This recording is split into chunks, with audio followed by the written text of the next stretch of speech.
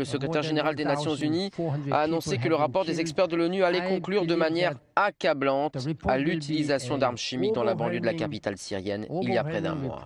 L'essentiel de ce rapport est dans le détail. Dans le détail, des analyses d'échantillons compilés, le type de gaz utilisé, sa concentration, les munitions qui ont servi à le transporter, etc. Autant de données scientifiques qui permettront de déduire ce que le rapport, lui, ne dit pas, la responsabilité du régime syrien dans l'attaque chimique. Pendant que la diplomatie atermoie, soupèse chaque mot, avance d'un pas puis recule de trois, les islamistes extrémistes gagnent toujours plus de terrain au sein de la rébellion. Ils constituent désormais la moitié des troupes insurgées, selon une étude conduite par des experts britanniques. Chacun d'entre nous, ici aujourd'hui, est d'accord pour dire que la résolution qui va transcrire l'accord de Genève sur le désarmement chimique dans les faits, eh bien cette résolution devra être forte, elle devra être contraignante et transparente et elle devra comporter un calendrier. L'option militaire, elle doit demeurer, sinon il n'y aura pas la contrainte. Je souhaite qu'elle soit d'ailleurs exercée par le Conseil de sécurité des Nations Unies. La rentrée du professeur Hollande. C'est le titre de Libération aujourd'hui. Libération assez caustique actuellement avec le président. Regardez ce titre à l'intérieur. Dur dehors, politique étrangère bien sûr, et mou dedans. Est-ce que vous pouvez nous affirmer qu'il n'y aura pas d'autres taxes pour renflouer la sécurité sociale? On a parlé de taxes sur les boissons. Ou... Oui, l'imagination fiscale est sans limite. Mais la peur des contribuables aussi. Je peux comprendre parce que depuis des années, c'est finalement un concours l'épine de l'augmentation parfois cocasse de la taxe.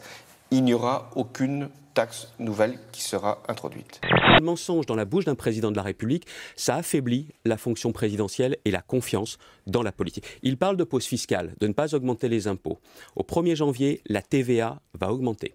Sur les allocations ensuite, exactement la même technique. Regardez, sur les allocations, il dit « j'ai évité qu'il y ait une mise en cause des allocations familiales », sauf que cette mise en cause, elle n'avait été faite que par des fuites, que par des on-dit. Jamais les allocations n'ont été réellement touchées. Exactement la même méthode ensuite sur la CSG.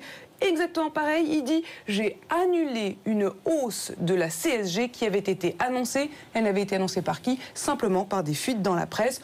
Quel est le gouvernement qui a la facilité d'augmenter les impôts? Aucun. C'est une garantie d'impopularité. Pourtant, nous le faisons de façon la plus juste possible, en équilibrant les efforts, pour essayer de retrouver l'équilibre de nos comptes publics.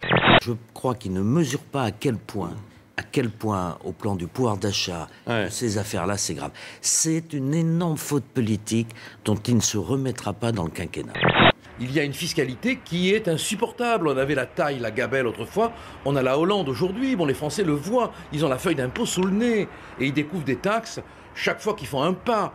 Il n'y a eu aucune réponse apportée à nos questions, rien sur la taxation du diesel et le report de son produit vers les personnes qui sont dépendantes de vieilles voitures au diesel, et une contribution climat-énergie qui n'est absolument pas définie et qui est reportée aux calendes grecques.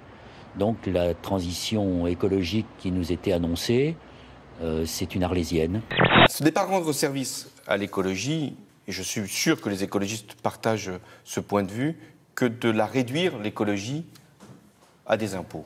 Je trouve ça insuffisant et effectivement, si vous voulez que je dise le mot décevant, oui, c'est insuffisant et décevant. Ce qui m'a frappé, alors ça c'est plus visuel, peut-être c'est personnel, c'est l'omniprésence des heures de la République, flamboyant, enfin, de la monarchie étincelant, quelque chose qui en effet était alors de la pompe du pouvoir. Il avait dénoncé tout le côté régalien du pouvoir présidentiel, etc. Il est en train de replonger dedans justement parce qu'il s'est aperçu qu'il n'avait plus que ça. Puisque, de toute façon, les décisions ne sont plus prises, il n'y a plus de souveraineté française. Comme pour l'affaire Cahuzac, c'est un document sonore qui lance la polémique. L'argent a été donné complètement. Moi, j'ai l'argent, je peux plus donner encore. Mediapart affirme avoir authentifié la voix de Serge Dassault. Le sénateur UMP, si c'est bien lui, se serait fait piéger par deux jeunes en novembre 2012. Ils affirment que leurs voix ont été achetées, mais que l'intermédiaire ne leur a pas versé l'argent. Sortir, c'est interdit. Ouais, mais écoutez, ça a toujours été interdit, c'est pas d'aujourd'hui.